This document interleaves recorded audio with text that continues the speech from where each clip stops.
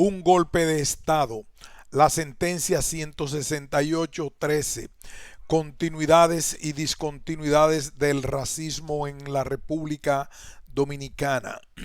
Un ensayo de Rosa Inés Ochi, Curiel Pichardo, doctora en antropología.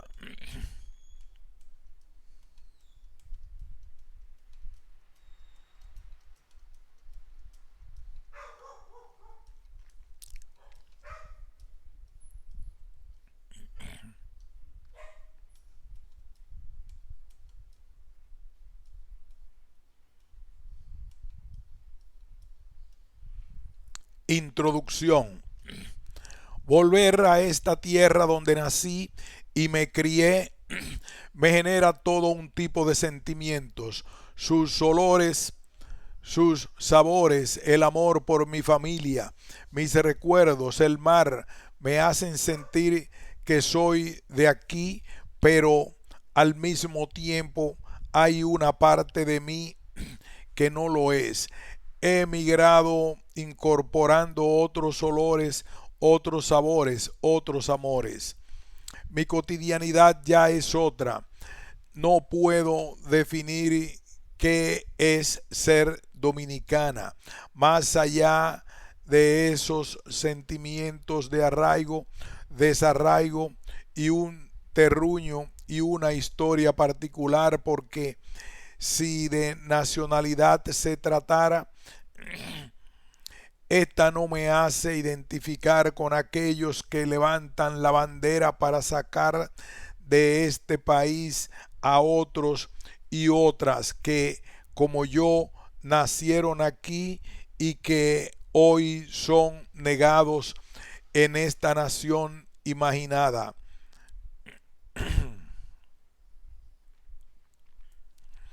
Este trabajo examina las circunstancias políticas, sociales y económicas que dieron lugar a la promulgación de la sentencia 168-13 emitida por el Tribunal Constitucional Dominicano, que desnacionalizó a dominicanas y dominicanos de ascendencia haitiana en República Dominicana en el año 2013.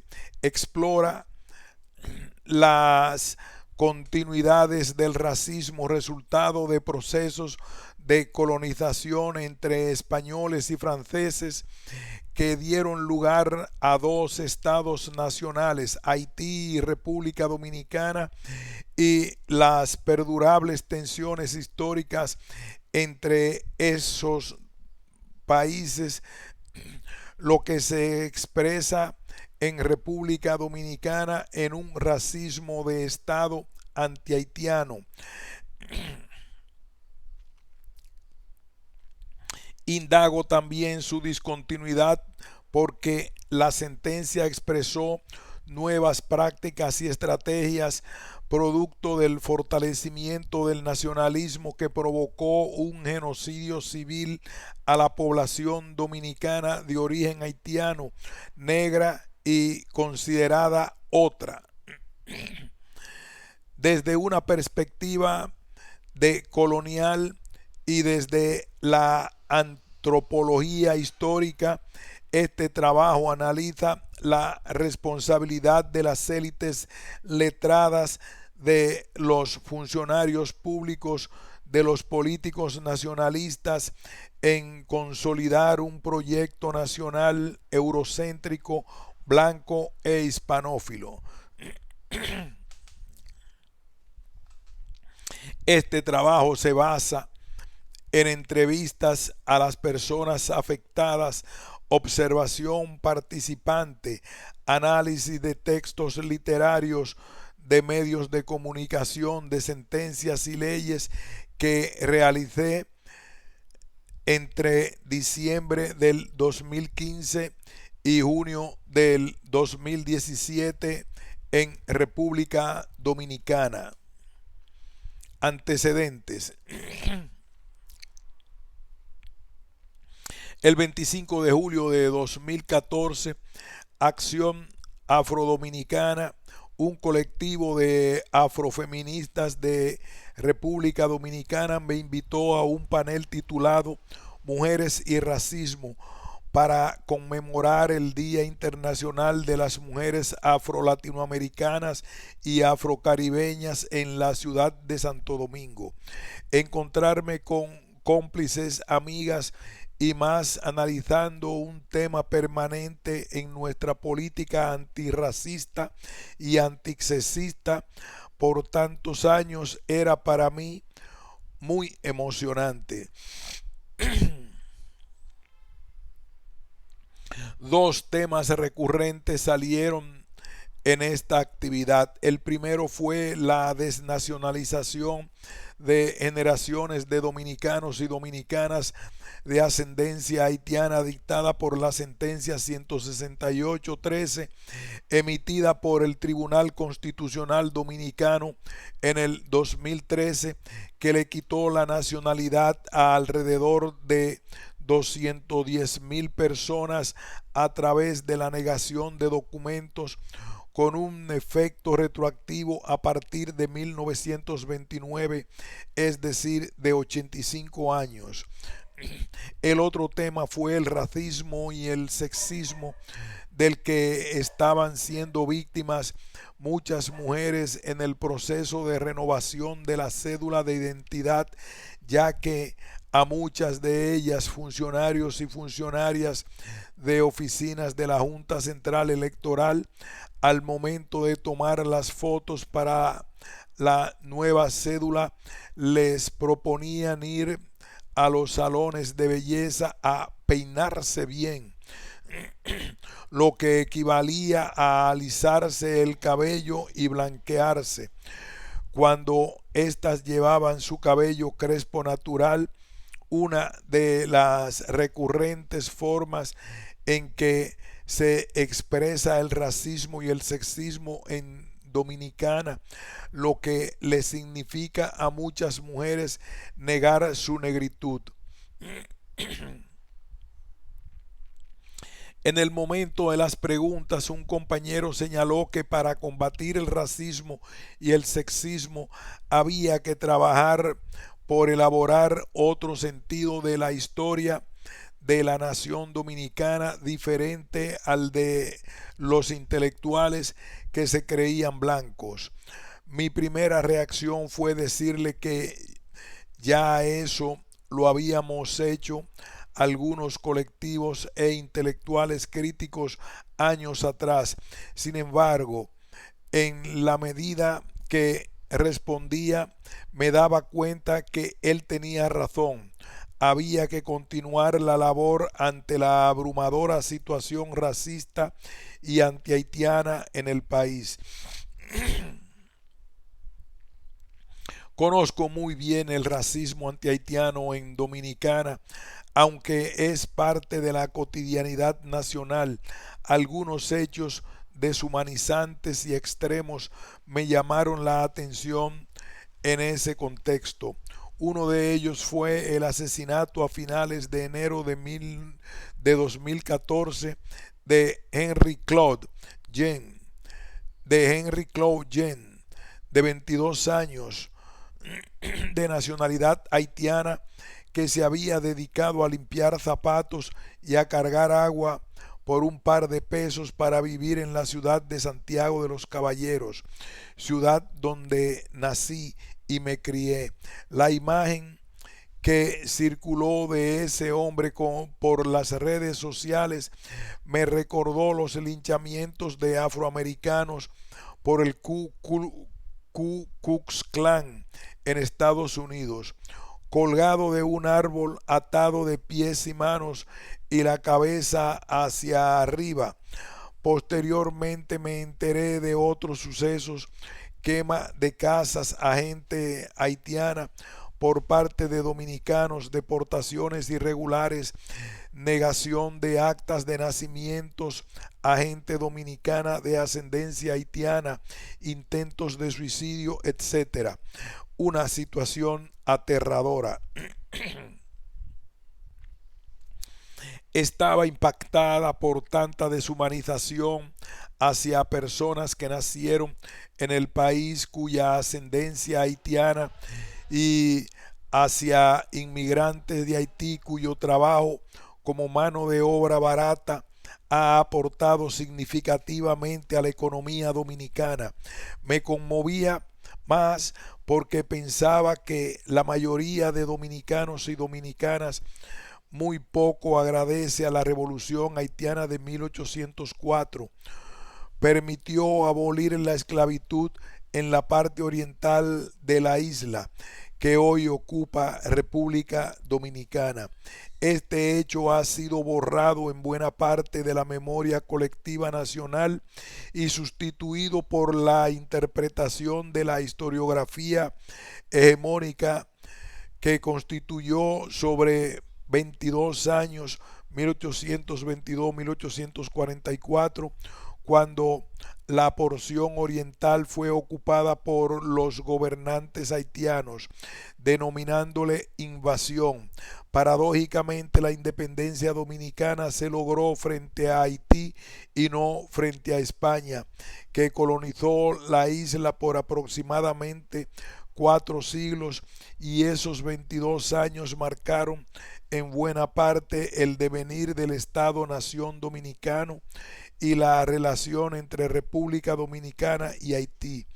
Esa tensión se exacerbaba a partir de la emisión de la sentencia 168-13.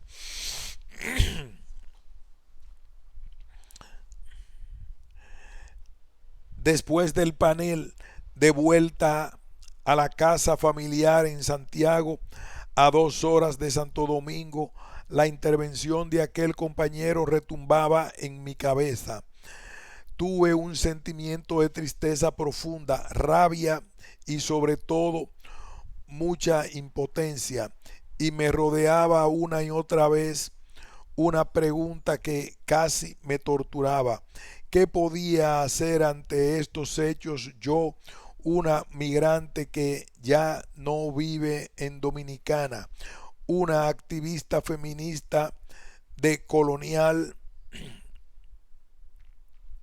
que no podía participar de las movilizaciones que se realizaban en contra de este racismo y genocidio civil porque no estaba allí?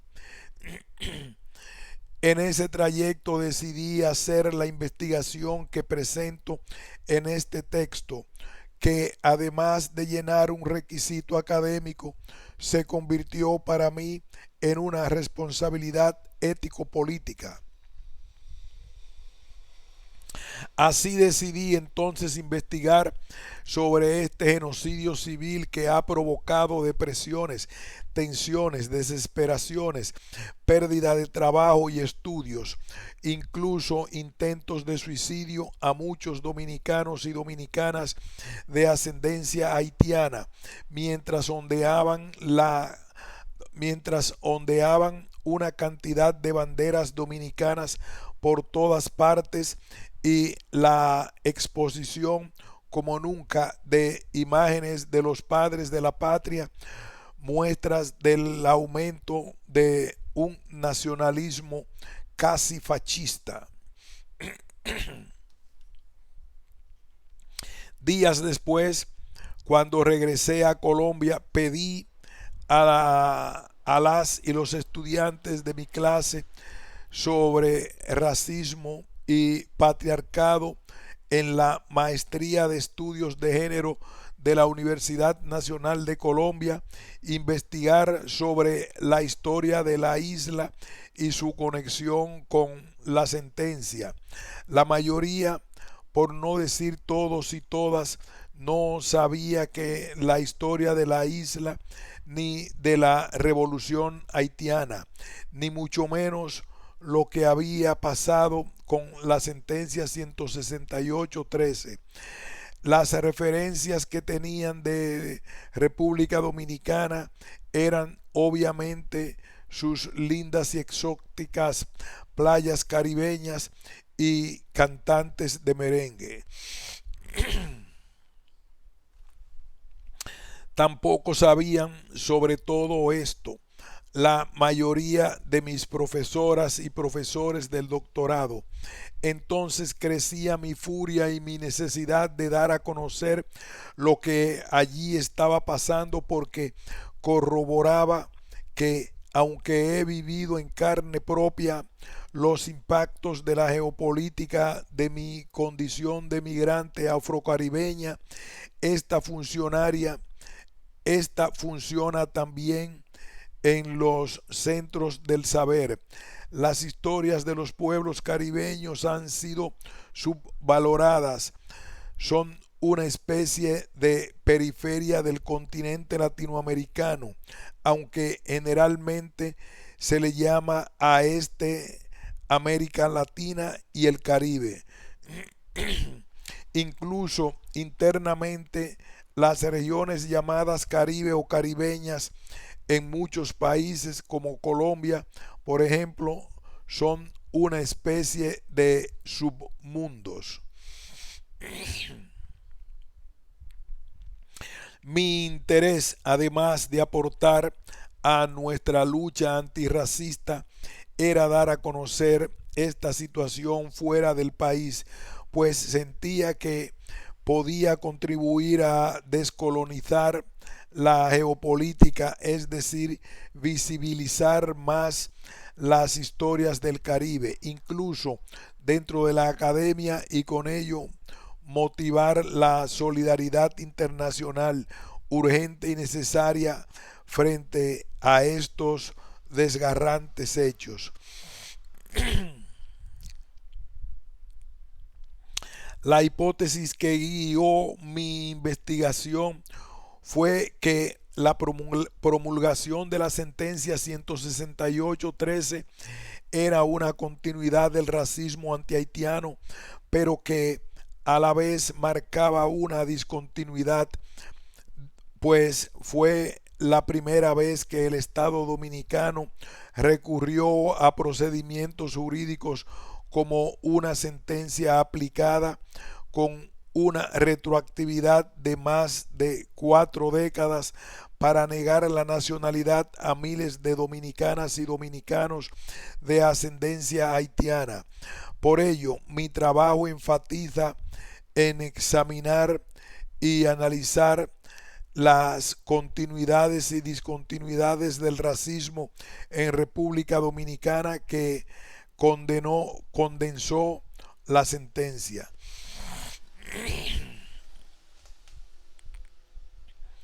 Perspectivas analíticas y teóricas. La antropología histórica, un marco necesario. Esta investigación se inscribió en la antropología, pero con una apertura que permite una mayor transdisciplinariedad. La antropología histórica, una relación entre antropología e historia que logra conectar una investigación empírica con un contexto histórico, además de situar un proceso etnográfico del presente con interpretaciones del pasado.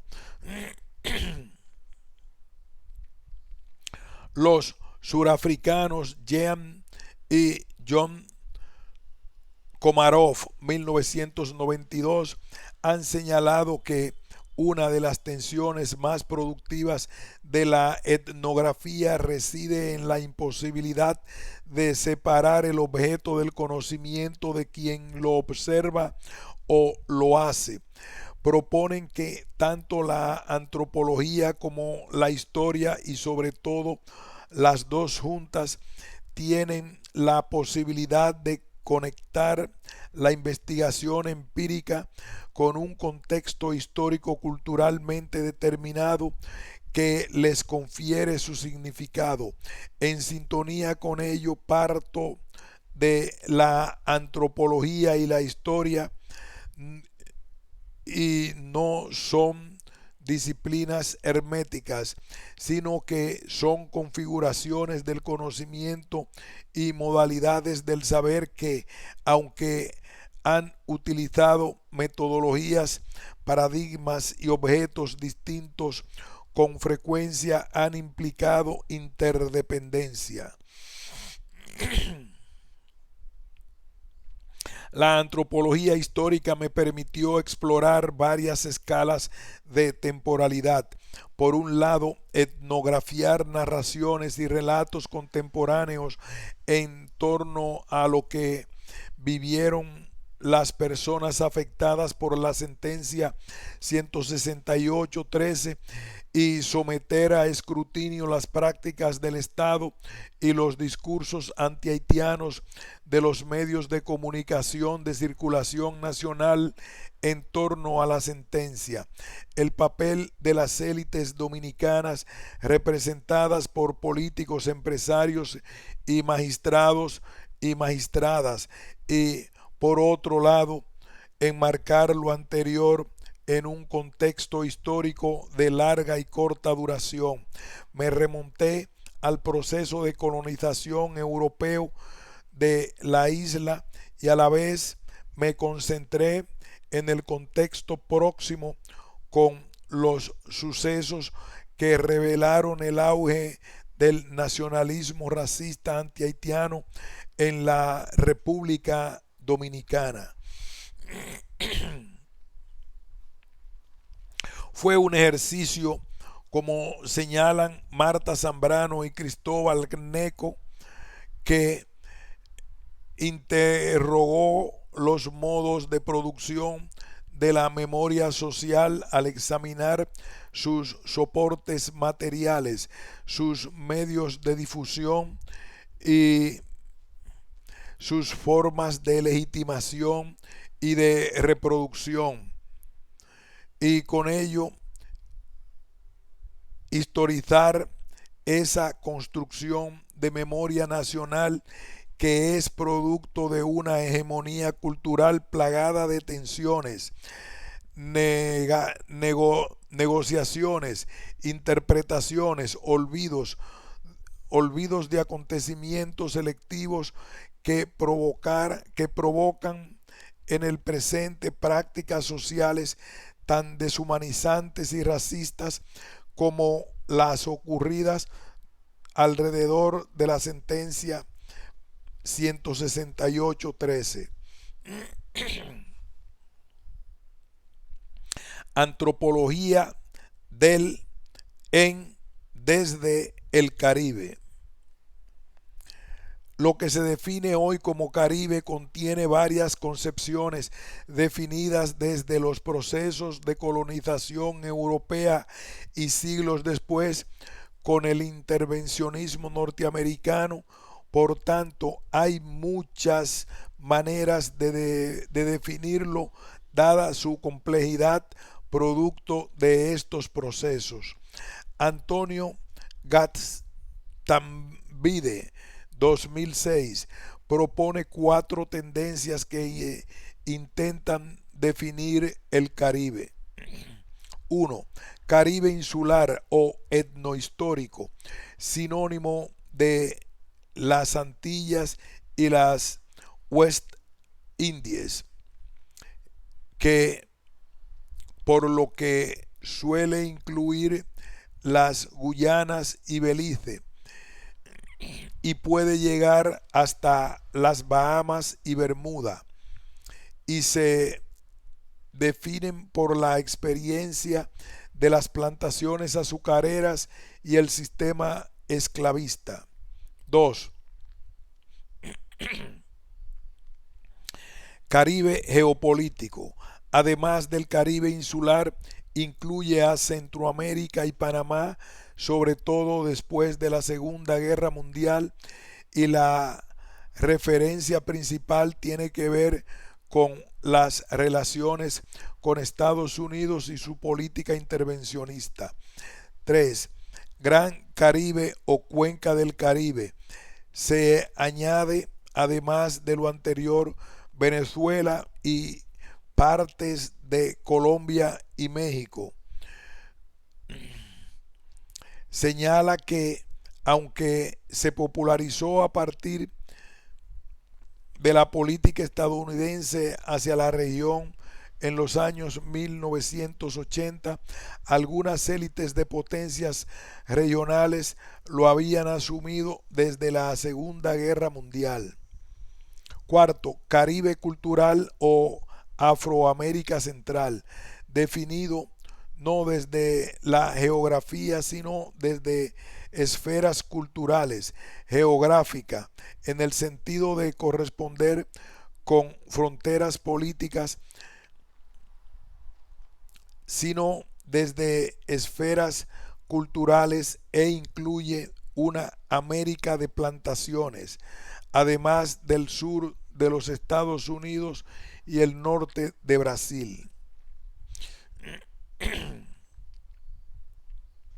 Si bien el autor señala que puede haber otras definiciones sobre el Caribe o los Caribes, lo interesante de estas tendencias es que reflejan intereses intelectuales, políticos y geográficos y sobre todo geopolíticos, lo que muestra que no existe una sola definición en lo que se entiende como Caribe.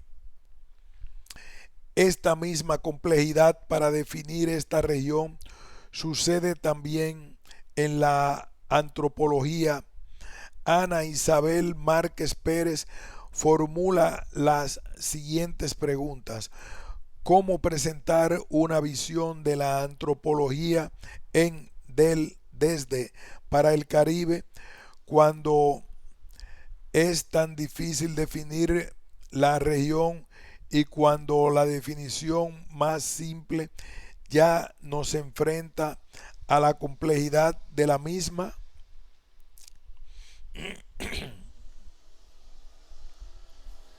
Una antropología del Caribe supone analizar no solo su condición geográfica, sino y fundamentalmente geopolítica, resultado de sus historias, y buena parte de estas historias tiene que ver con el impacto de las diferentes empresas coloniales europeas. Como señaló el antropólogo haitiano Michael Trujillo, las sociedades del Caribe son intrínsecamente coloniales. Sus características sociales y culturales no se pueden explicar ni siquiera describir sin hacer referencia al colonialismo. Las antropologías del Caribe tienen que ver también con estas historias. Así, lo que se podía llamar antropologías del Caribe son periféricas en relación a otras antropologías de la región y ni hablar con otras antropologías metropolitanas. Trujillo argumentó que, dado el exterminio de la población indígena, los antropólogos no encontraron en el Caribe un espacio salvaje, una población nativa, objetos de estudios preferidos de la antropología, porque la antropología pertenece a un campo discursivo inherente a la geografía de la imaginación del occidente. Trujillo, 2003.